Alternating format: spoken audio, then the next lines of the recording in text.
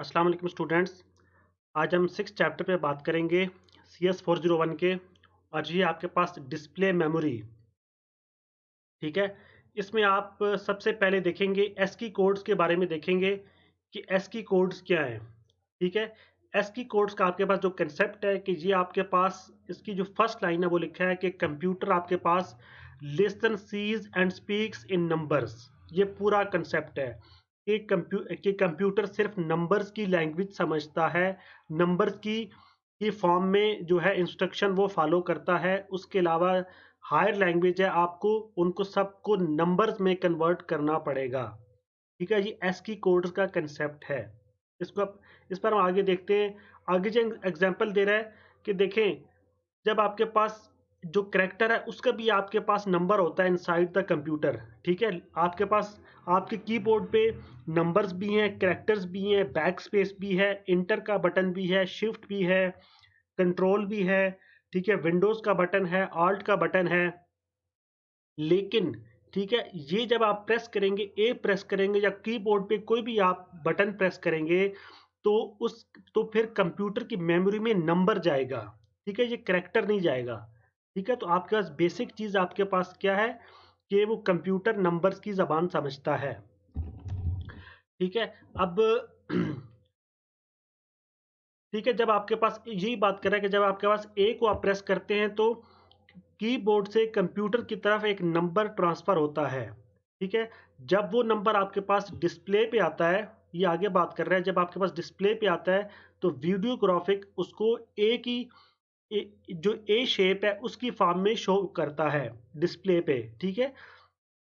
वो नंबर आपके पास as a shape of ए आपके पास शो होता है, ठीक है। अभी आगे बात कर रहा है कि जो शेप है वो भी बाइनरी नंबर की फॉर्म में स्टोर है, ठीक है। शेप आपके पास बाइनरी नंबर की फॉर्म में सेव है। 1 बिट जो है आपके पास, ये मैं यहाँ पे लिख चुका हूँ कि 1 बिट का मतलब है कि स्क्रीन आपके पास टर्न ऑन है, ठीक है, पिक्सल्स ग्लो कर रहे हैं। और जब आपके पास जीरो है तो जीरो का मतलब है कि आपके पास स्क्रीन टर्न ऑफ है या पिक्सल्स आपके पास ग्लो नहीं कर रहे। यही बात मैं यहाँ पे लिख चुका हूँ, ठीक है।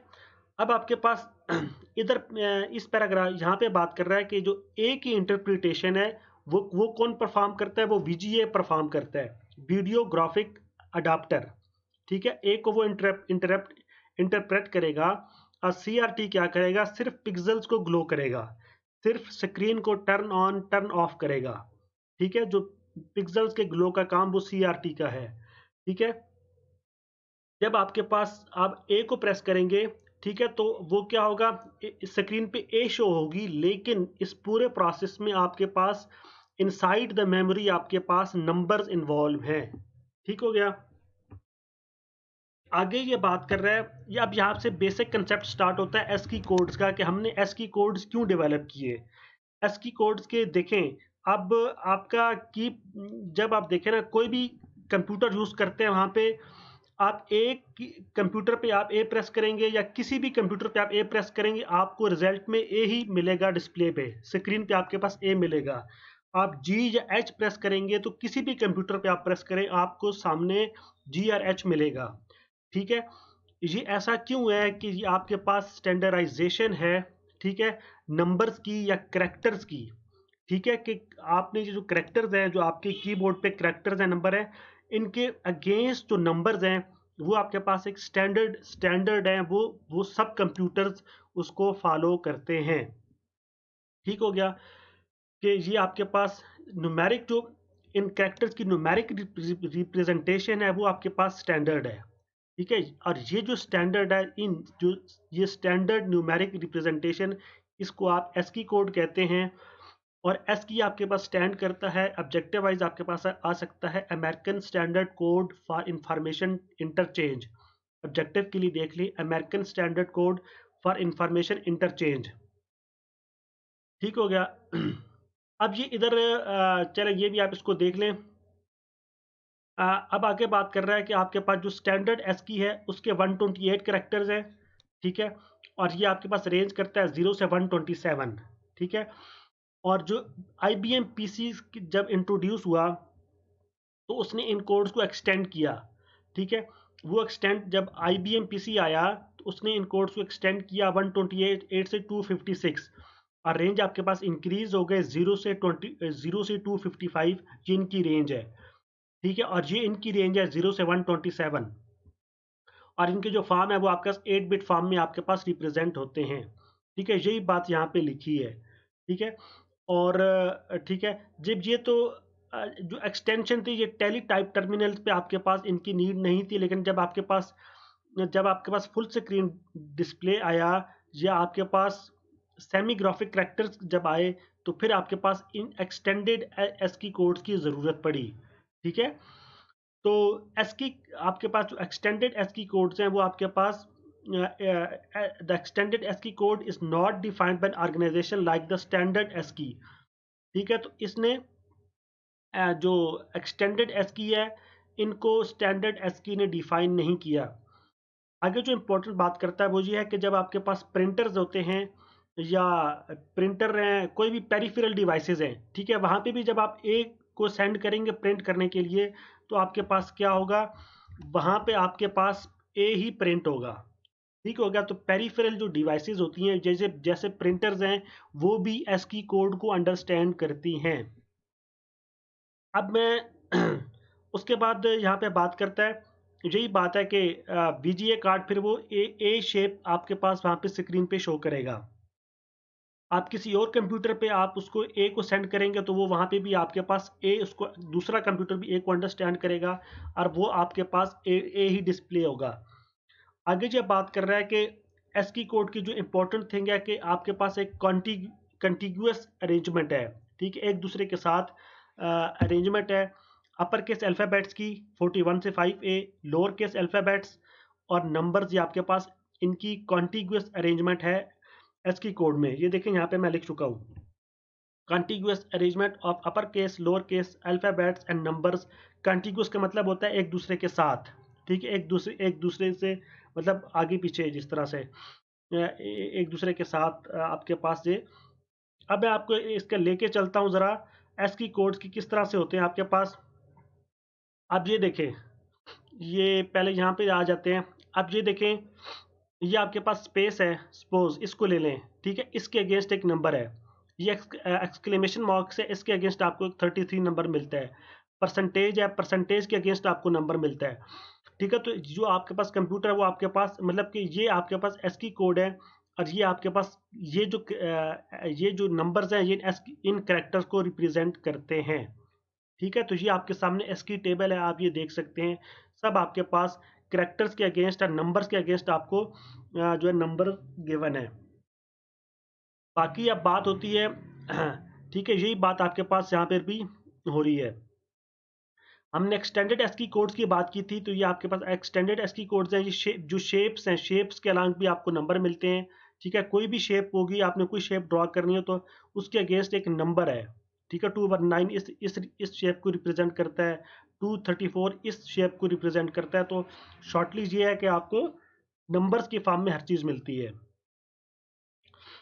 अब हम चलते हैं बाकी, और डिस्प्ले मेमोरी फॉर्मेशन की बात आ रही है, ठीक है, कि आपके पास ये आपको पता होना चाहिए कि वीडियो, ठीक है, video device is seen by computer as a memory, ठीक है। ये बात यहाँ पे कर रहा है कि जो कंप्यूटर है वो वीडियो डिवाइस को एज अ अपनी मेमोरी कंसिडर करेगा, ठीक है। The video device is seen by computer as a memory area containing the ASCII codes that are currently displayed on the screen and set of IO ports, ठीक है। तो VGA memory को computer अपनी memory के तौर पर consider करता है, ठीक हो गया, ये बात यहाँ पे हो रही है। फिर यहाँ पे बात हो रही है कि एस्की कोड जब आपके पास ए को आप कहीं भी आप प्लेस करेंगे तो फिर उसके कोरिस्पॉन्डिंग्स आपके पास स्क्रीन पे भी वो जगह चेंज हो जाएगी, ठीक है। तो आपने मेमोरी में जहाँ भी आप ए प्लेस करेंगे, ठीक है, तो उसके कोरिस्पॉन्डिंग्स आपके पास स्क्रीन पे जगह चेंज होगी। आपके पास क्या है, जो है मेमोरी, आपको पता होना चाहिए कि मेमोरी आपके पास सिंगल डायमेंशनल है और स्क्रीन आपके पास 2 डायमेंशनल है, और स्क्रीन के आपके पास 80 रोज हैं और 25 कॉलम्स हैं, ठीक हो गया। तो ये आपके पास इन दोनों में डिफरेंस थोड़ा पता होना चाहिए। आप जब मेमोरी को ठीक है लीनियर मेमोरी को एज अ लीनियर आप मैप करेंगे 2 डायमेंशनल स्पेस पे, ठीक है, उसी तरह से जिस तरह 2 डायमेंशनल आपके पास लीनियर मेमोरी पे मैप होती है। आगे जो ये जो पूरा पैराग्राफ है इसको मैंने यहाँ पे समराइज कर दिया है, वो यही बात लिखी है यहाँ पे कि वन वर्ड आपके पास पर करेक्टर को शो करता है, ठीक है। देयर इज वन वर्ड पर करेक्टर इन विच आपके पास जो उस वन वर्ड के अंदर आपके पास 2 बाइट्स हैं। एक बाइट के अंदर आपको एस्की कोड मिलेगा, पेयर ऑफ एस्की कोड मिलेगा, और दूसरे बाइट के अंदर आपके पास करेक्टर एट्रीब्यूट होगा, ठीक है। तो ये आपने ये इसकी जो फॉर्मेशन ये आपको पता होनी चाहिए। मैं रिपीट कर रहा हूँ कि वन वर्ड के अंदर 2 बाइट्स हैं, एक बाइट के अंदर 1 बाइट फॉर एस्की कोड और other byte for character attribute, ठीक है। तो ये बात यहाँ पे कर रहा है। अब जो इम्पोर्टेंट 3 चीज़ें, ये 3 जो पॉइंट्स है वो ये बात कर रहा है कि वन ये पहले पॉइंट को मैंने यहाँ पे लिखा है कि one screen location corresponds to a word in the video memory. कि एक स्क्रीन लोकेशन का मतलब आप वो एक वीडियो मेमोरी में वो एक वर्ड को रिप्रेजेंट करती है। वो बात जब ऊपर कर चुके हैं कि जो वीडियो कंट्रोल मेमोरी है वो आपके पास क्या होता है, उसको जो प्रोसेसर है वो अपनी मेमोरी के तौर पर एक्सेस करता है, ठीक है। ये बात हम ऊपर कर चुके हैं। Second point, ASCII code ASCII code of a character placed at a cell in the VGA, ठीक है। जो आपके पास कैरेक्टर वीजीए पे जो आपके पास प्लेस होगा वही आपके पास ठीक है ना, एस्की शेप के तौर पर आपके पास स्क्रीन पे डिस्प्ले होगा, ठीक है। आपने वीजीए मेमोरी में जो आपने कैरेक्टर प्लेस किया, ठीक है, तो उसके उस कैरेक्टर के अगेंस्ट जो शेप बनती है वही आपके पास शेप आपके पास स्क्रीन लोकेशन पे जाके डिस्प्ले होगी। अब आके डिस्प्ले मेमोरी बेस एड्रेस पे बात करते हैं। तो ये बात कर रहा है कि आपके पास